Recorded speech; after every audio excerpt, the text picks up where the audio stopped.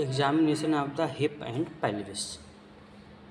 तो इस क्लास में हम लोग पढ़ेंगे examination of the hip and pelvis. इससे पहले हम लोगों ने examination of the hip and wrist and L palm wrist and palm पढ़ा था। इस बार पढ़ेंगे examination of the hip and pelvis. The pelvic girdle is formed by three main joints, namely the hip joint, sacroiliac joint and symphysis pubis। तो pelvic girdle जो है वो तीन मुख्य ज्वाइंट से बनता है। हिप ज्वाइंट यानी जो कूल्हे के ज्वाइंट हैं, sacroiliac ज्वाइंट और symphysis pubis ज्वाइंट। इन तीन ज्वाइंट से मिलकर बनता है आपका pelvic girdle। इंस्पेक्शन यानी निरीक्षण। This is done as the patient enters the examine room and the patient has completely remove his clothes to make this inspection quite simple. यह तब किया जाता है जब मरीज जांच कक्ष में आता है और जांच को आसान बनाने के लिए अपने कपड़े पूरी तरह उतार देता है। यानी जांच कक्ष में मरीज आता है और जांच कैसे हो तो उसके लिए कपड़े उतारने पड़ते हैं। Observe for any abrasions, discolourations, birth marks, sinus and scars and any swellings. खरोंच, रंग में बदलाव, जन्म के निशान, साइनस के निशान और किसी भी सूजन को देखा जाता है। तो रंग देखते हैं, कोई निशान तो नहीं बना, कोई जन्म का तो निशान नहीं है, इन सारी चीज़ों को देखा जाता है। Also observe the patient gait and stance to see if both the anterior superior iliac spines are on the same horizontal plane, and some impression may be had by this observation for any title pelvis due to limb length discrepancy। साथ ही मरीज के चलने के तरीका और खड़े होने का ढंग को देखा जाता है। चलने का तरीका, खड़े होने का तरीका, ताकि यह पता चल सके क्या दोनों एंटीरियर और सुपीरियर इलियक स्पाइन एक ही हॉरिजॉन्टल प्लेन यानी कि जो क्षैतिज तल पर हैं। इस अवलोकन से अंग की लंबाई में अंतर के कारण पेल्विस के झुके होने का भी अंदाज हो सकता है। तो ये देखते हैं कि एंटीरियर सुपीरियर इलियक और स्पाइन एक ही हॉरिजॉन्टल लाइन में है, प्लेन में है। यदि इनमें कुछ अंतर है तब भी डिफॉर्मिलिटी देखने को मिल सकती है, डिजीज देखने को मिल सकती है। एन इंस्पेक्शन में also be made from the side which gives an idea of the normal lumbar lordosis which is seen. बगल से भी निरीक्षण किया जा सकता है जिससे सामान्य लंबर लॉर्डोसिस यानी कमर के निचले हिस्से का सामान्य घुमाव का पता चलता है। तो इसमें लंबर लॉर्डोसिस यानी जो लंबर है वो आपका आगे की तरफ और एक्सटेंड कर जाता है, बढ़ जाता है। तो कमर जो है पीछे से और ऐसा लगेगा कि अंदर चली गई है। तो इससे भी पता चल जाता है कि जॉइंट कैसा होगा, hip joint. Absence of this may be seen in case of spasm of the paravertebral muscles in disc pathology। Disc की समस्या में पैरावर्टेब्रल मांसपेशियों में ऐंठन होने पर यह घुमाव नहीं दिख सकता है। An inspection is also carried out from the posterior aspect to see if the two gluteal folds are symmetrical on both side. पीछे की तरफ से भी निरीक्षण किया जाता है ताकि यह देखा जा सके कि क्या दोनों तरह की ग्लूटियस फोल्ड यानी कूल्हे के पास की त्वचा की सिलवटें एक जैसी यानी सिमेट्रिकल हैं या अंतर है।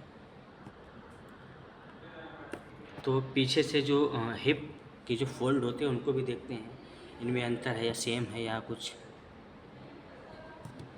In infants asymmetrical asymmetrical folds may be seen in congenital dislocation of the hip muscular dystrophy or limb length discrepancy।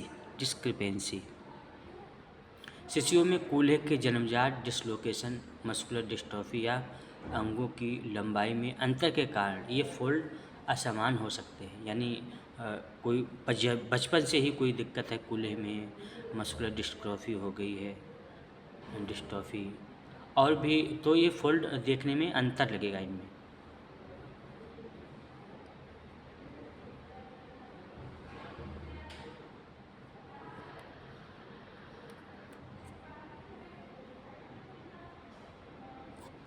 When viewed from the posterior aspect, two dimples are also seen which overline the posterior superior iliac spinous just above the buttock। पीछे से देखने पर दो डिम्पल गड्ढे भी दिखाई देते हैं जो कूल्हे के ठीक ऊपर पोस्टीरियर सुपीरियर इलियक स्पाइन के ऊपर होते हैं। यानी इनको हम लंबर आई भी बोलते हैं। ये जो दो गड्ढे होते हैं स्पाइन के पास, पल्पेशन यानी स्पर्श करके जांच, छूने के बाद जांच, टच करते हैं इसमें। Body palpation in carried out anteriorly and posteriorly. हड्डियों की स्पर्श जांच आगे और पीछे दोनों तरफ से की जाती है। अभी तक जो हम लोगों ने देखा वो ऊपर देखा, मतलब इसमें हम लोग सैक्रोइलियक जॉइंट देखते हैं, उसका सरफेस कैसा है, हिप का फोल्ड देखते हैं, ये सारी चीज़ें देख के हम पता लगाते हैं। अब यहाँ पे छू के पता लगाना है, उसको टच करते हैं। Anterior aspect, anterior superior iliac spines. In most patients, these bony prominences are subcutaneous, being palpated on the sides of the waist। Anterior superior iliac spinous, ज़्यादातर मरीजों में ये हड्डियों के उभार त्वचा के ठीक नीचे होते हैं, जिन्हें कमर के किनारों पर छूकर महसूस किया जा सकता है। इनको छूकर महसूस किया जा सकता है पीछे, और ये कमर के पास में ही होते हैं। Iliac crest, the iliac crest is subcutaneous in most of its course and both the crest are level with each other. Iliac crest यानी इलियक क्रेस्ट का ज़्यादातर हिस्सा त्वचा के ठीक नीचे होता है और दोनों क्रेस्ट एक दूसरे के बराबर लेवल पर होते हैं, बराबर लेवल पर होते हैं। Iliac tubercle, this is felt as a bony prominence on the outer wall of the iliac crest when palpating posteriorly along the iliac crest।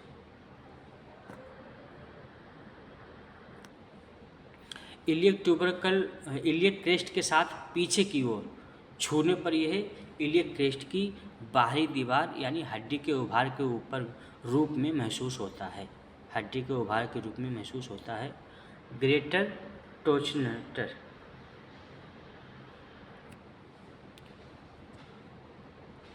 greater trochanter, these can be palpated by the hand moving down from the iliac tubercles। इन्हें iliac tubercle के नीचे की ओर हाथ ले जाकर महसूस किया जाता सकता है। Normally both the torchenters and on the same horizontal level, but this relation is disturbed in case of congenital dislocation of the hip or a fracture of the hip। आमतौर पर दोनों ट्रोकेंटर एक ही हॉरिजॉन्टल लेवल पर होते हैं, लेकिन कूल्हे के जन्मजात डिसलोकेशन या कूल्हे के फ्रैक्चर के मामलों में यह स्थिति बदल जाती है। ठीक है, फ्रैक्चर हो गया या कुछ और, तो उसमें ये स्थिति बदल, जन्मजात डिसलोकेशन हो सकता है या फ्रैक्चर हो गया है।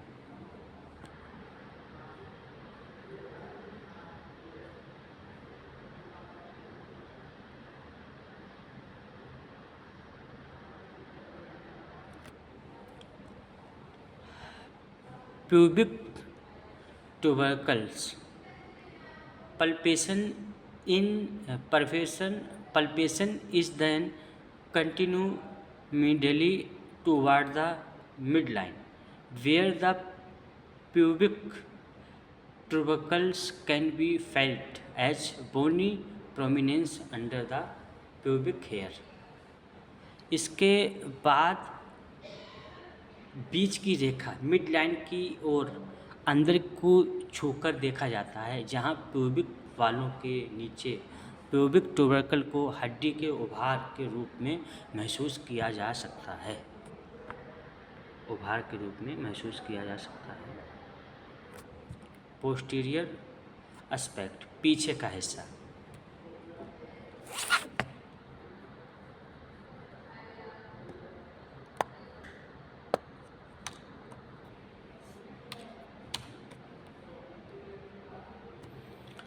This is best examined with the patient laying on his side।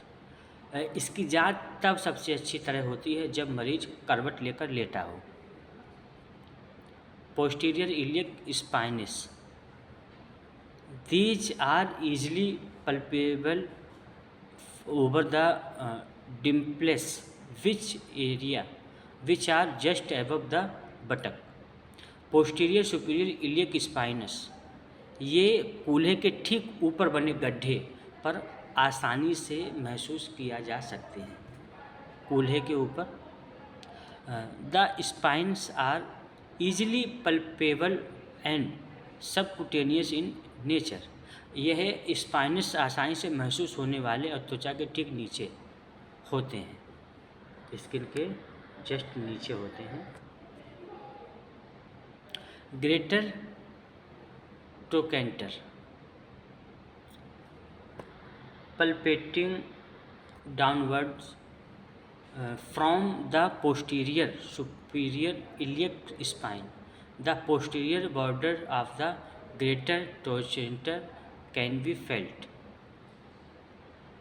Posterior superior iliac spine से नीचे की ओर छूने पर ग्रेटर ट्रोकेंटर का पिछला किनारा महसूस किया जा सकता है।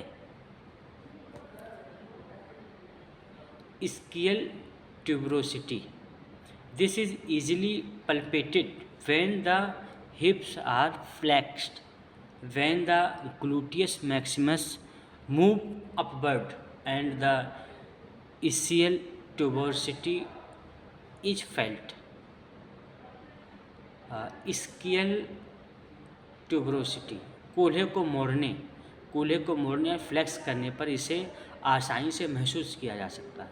ऐसा करने पर ग्लूटियस मैक्सिमस मांसपेशी ऊपर की ओर खिसकती है और इलियक ट्यूबरोसिटी महसूस होती है। ऐसी ट्यूबरोसिटी लेजर टैंकस के समान हॉरिजॉन्टल प्लेन क्षैतिज पर स्थित होती है।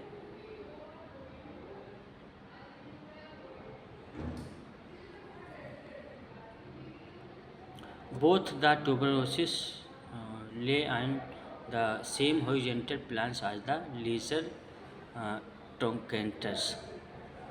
sacroiliac joint,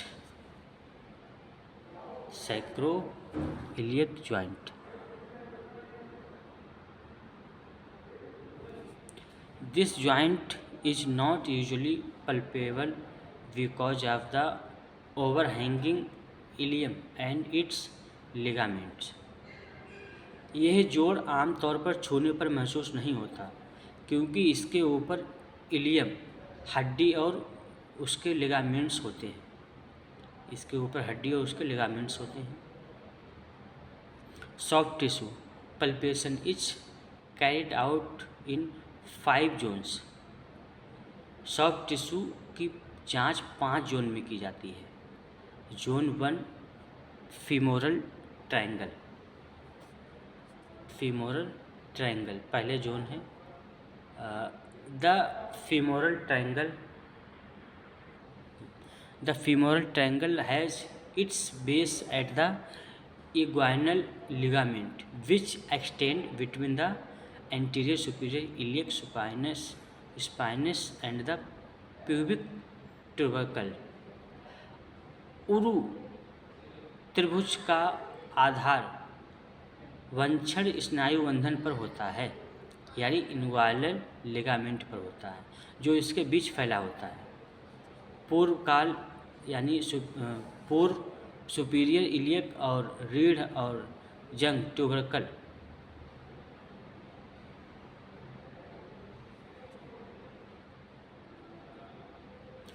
Any unusual bulges seen and felt along this may indicate an inguinal hernia.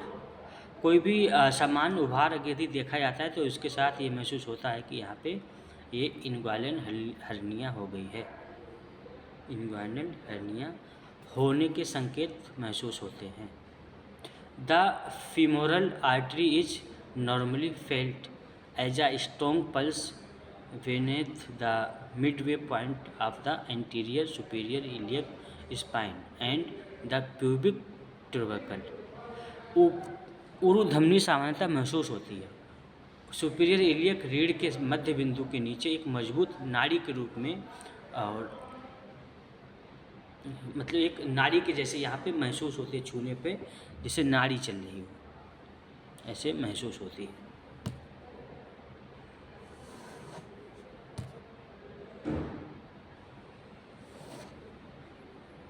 The femoral nerve line just lateral to the artery, though it is not palpable. तंत्रिका धमनी के बिल्कुल पास में स्थित होती है, हालांकि यह स्पर्श करने योग्य नहीं होती है। यानी जो नर्व है वो बिल्कुल पास में ही इसके महसूस होती है, लेकिन वो टच नहीं कर सकते हैं उसको।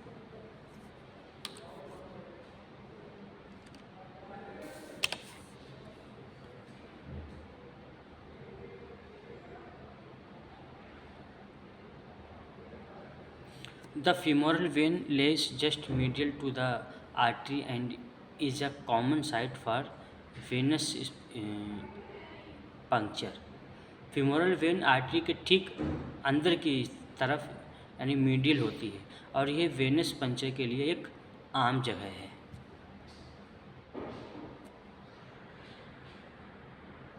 sartorius muscle. This is the longest muscles in the body and forms the lateral border of the femoral triangle. यह शरीर की सबसे लंबी मसल है और फीमोरल ट्रायंगल का बाहरी किनारा यानी लेटरल बॉर्डर बनाती है।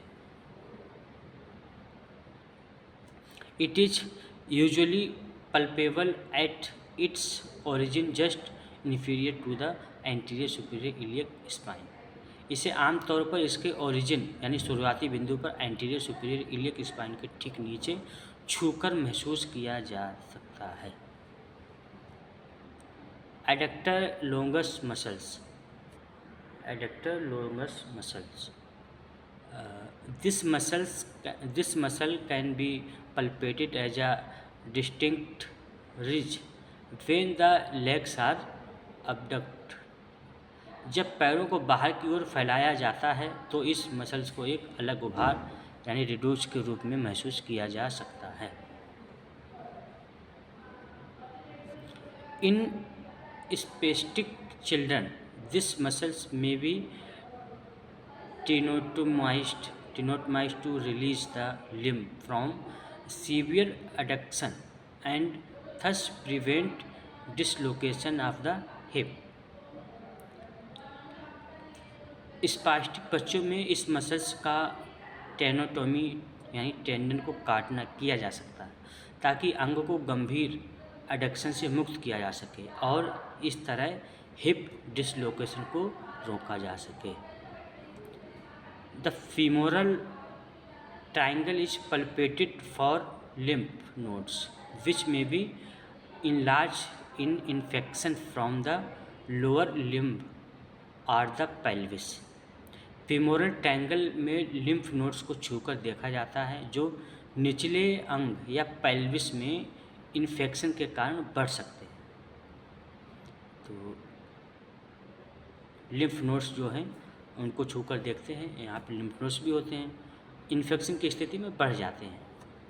These are usually located most medially in the femoral triangle। ये आमतौर पर फीमोरल ट्रायंगल में सबसे अंदर की तरफ यानी मीडियल स्थिति होती है। ठीक है, तो ये होता है फर्स्ट जोन। अब सेकंड जोन, 5 जोन बताए थे, इसमें सेकंड जोन की बात करते हैं तो इसमें क्या है, this mainly consist of the greater trochanter and the gluteus medius muscles. इसमें मुख्य रूप से ग्रेटर टोकेंटर और ग्लूटियस मीडियल मसल शामिल होती है, यानी ये मसल इसमें होती हैं, जुड़ी होती हैं। Greater trochanter palpate the greater trochanter for any tenderness and usually a bursa is felt over the bone as a boggy swelling. किसी भी तरह की कोमलता के लिए ग्रेटर टोकेंटर को छूकर देखें। आमतौर पर हड्डी के ऊपर एक वर्षा को नरम सूजन बोगी स्वेलिंग के रूप में महसूस किया जा सकता है, यानी जैसे स्वेलिंग आ गई हो नरम नरम। The gluteus medius muscles is usually inserted into the lateral part of the greater trochanter. Gluteus medial muscles आमतौर पर ग्रेटर ट्रोकेंटर के बाहरी हिस्से यानी लेटरल पार्ट से जुड़ी होती है। Occasionally when the hip is flexed and adducted the teenager fascia lata may be right anteriorly over the greater trochanter and may give up audible click when it returns to the natural position। कभी कभी जब hip को मोड़ा और अंदर की ओर लाया जाता है तो टेंसर फेसिया लाटा ग्रेटर ट्रोकेंटर के ऊपर सामने की ओर खिसक सकती है और न्यूट्रल पोजीशन में वापस आने पर एक क्लिक की आवाज़ सुनाई दे सकती है। तो ये डिसलोकेशन भी हो सकती है। Third zone number 3 sciatic nerve। This is located exactly midway between the greater trochanter and this ischial tuberosity। एक ग्रेटर ट्रोकेंटर और ischial tuberosity के ठीक बीच में स्थित होती है। कौन? sciatic nerve। This is covered by the gluteus maximus hip with the hip in extension which move away when the hip is flexed। Hip के एक्सटेंशन की स्थिति में यह ग्लूटियस मैक्सिमस मांसपेशी से ढकी होती है जो हिप के फ्लैक्स यानी मुड़ने होने पर हट जाती है। टेंडरनेस ओवर द नर्व में be seen in a herniated lumbar disc, spasm of the piriformis, or in cases of direct trauma over the nerve as in nerve injection। herniated lumbar disc piriformis की ऐंठन या nerve पर सीधे चोट लगने जैसे nerve injection के दौरान। इसके मामलों में नर्व में दर्द या कोमलता महसूस हो सकती है।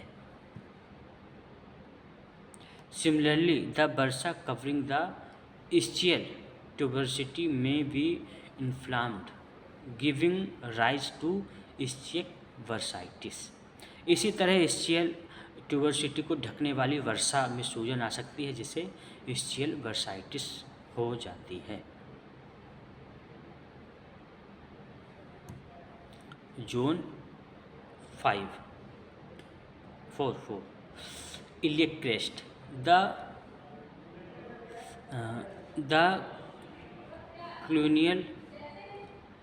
cluneal nerve supply the skin over the iliac crest between the posterior superior iliac spinous and the tubercle end. These are cut when tucking a bone graft.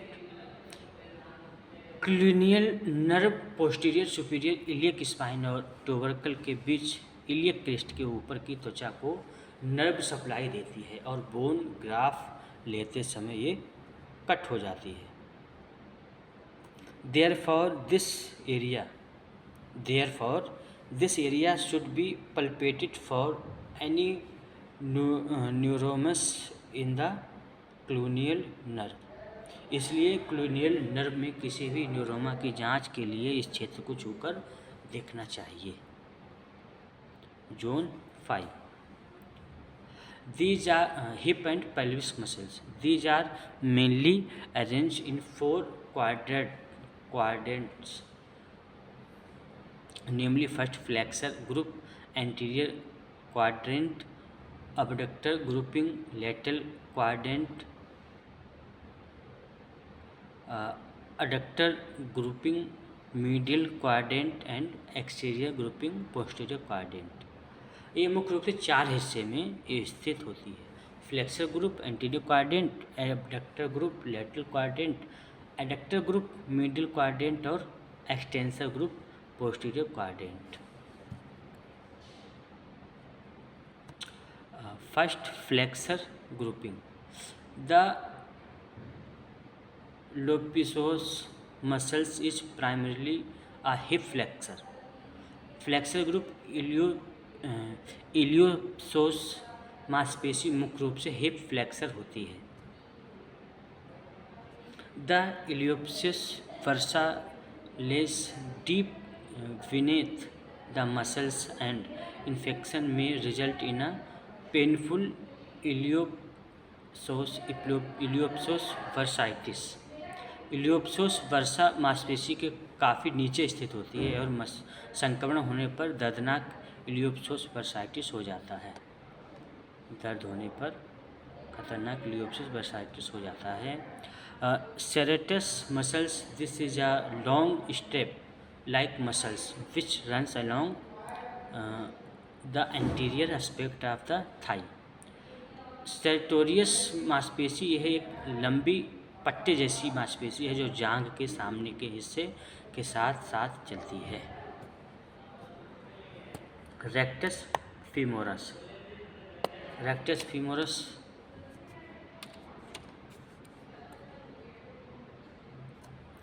This muscles crosses the hip and the knee joints, thereby acting as a flexor of the hip and an extensor of the knee।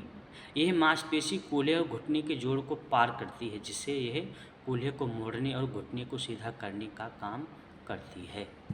कूल्हे को मोड़ने और घुटने को सीधा करने का काम करते हैं। This muscles has its origin in 2 heads and both these heads may be pulled or torn from their heads in sports injury.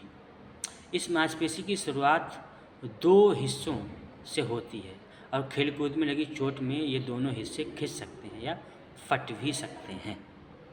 ठीक है।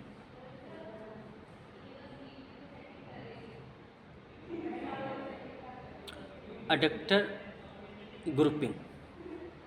This group is form by 5 muscles, namely the gracilis, pectineus, adductor longus, adductor brevis और adductor magnus. तो इसमें 5 muscles होती हैं। कौन कौन सी 5 muscle? Gracilis, pectineus, adductor longus, adductor brevis और adductor magnus. Of these muscles, the adductor longus is the most superficial and can be palpated. इन मांसपेशियों में एडक्टर लॉन्गस सबसे ऊपर सतह के पास होती है और उसे छूकर महसूस किया जा सकता है। ठीक है, तो ये एडक्टर तक ही रखते हैं आज, और अगली क्लास में हम इसके आगे एडक्टर अबडक्टर ग्रुप से चर्चा करेंगे। ठीक है, ओके क्लास।